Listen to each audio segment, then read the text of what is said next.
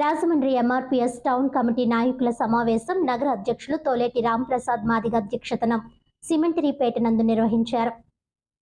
రాజమండ్రి సిమెంటరీపేట దళిత దేశ నాయకుల విగ్రహాలు సెంటర్ నందు ఎంఆర్పీఎస్ టౌన్ కమిటీ నగర అధ్యక్షులు తోలేటి రాంప్రసాద్ మాదిగ అధ్యక్షతన ఎంఆర్పీఎస్ నాయకుల సమావేశం నిర్వహించారు.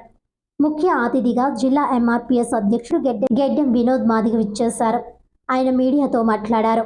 ఆగస్టు 1, 2024 రోజున భారతదేశ సర్వోన్నత న్యాయస్థానం సుప్రీంకోర్టు ఎస్సీ/ఎస్టీ ఉపకులాల వర్గీకరణకు అనుకూలంగా చారిత్రాత్మక తీర్పును ఇవ్వడం జరిగిందని, ఈరోజు ఆగస్టు 1, 2025 వరకు ఒక సంవత్సరమైన శుభ సందర్భంగా సమావేశం అవ్వడం జరిగిందని, ఎంఆర్పీఎస్ 30 ఏళ్ల ఉద్యమ ప్రయాణంలో ఆగస్టు 1 సామాజిక న్యాయం గెలిచిన రోజుగా, మంద కృష్ణమాదిగ గారి ధర్మమైన పోరాటానికి ఫలితం దక్కిన రోజుగా భావిస్తున్నామని తెలియజేశారు. సుప్రీంకోర్టులో ఎస్సీ వర్గీకరణకు అనుకూలంగా అఫిడవిట్ దాఖలు చేసిన ప్రధాని నరేంద్ర మోడీకి, కేంద్ర ప్రభుత్వానికి సుప్రీంకోర్టు వాడపావధల్లో భాగస్వామ్యమైన సొలిసిటరీ జనరల్ తుషార్ మెహతా, ప్రముఖ న్యాయశాస్త్ర కోవిదుడు కపిల్ సిబల్కి ప్రత్యేక ధన్యవాదాలు తెలియజేశారు.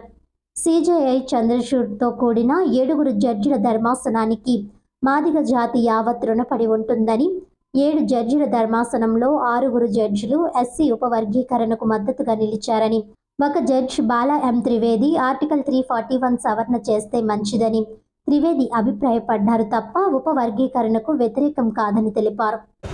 2024 ఆగస్టు 1 సరిగ్గా ఇది ఆగస్టు 1వ తారీఖు 2025కి ఒక సంవత్సరం అవుతున్న నేపథ్యంలో ఏదైతే ఎంఆర్పీఎస్ సుదీర్ఘ పోరాటం సుప్రీంకోర్టు వేదికగా సామాజిక న్యాయాన్ని బ్రతికించిన రోజు, మరి శ్రీ మంద కృష్ణమాదిగ గారు మరి ఆయన జీవితాన్ని సుదీర్ఘంగా 30 ఏళ్ల పాటు మరి ఎంతో శ్రమ కృషితోటి మరి ఈ నాయకత్వంలో ఎంతోమంది అమరులయ్యి ఈ జాతికి త్యాగాన్ని మరి ఫలాలను కూడా అందించడం జరిగింది.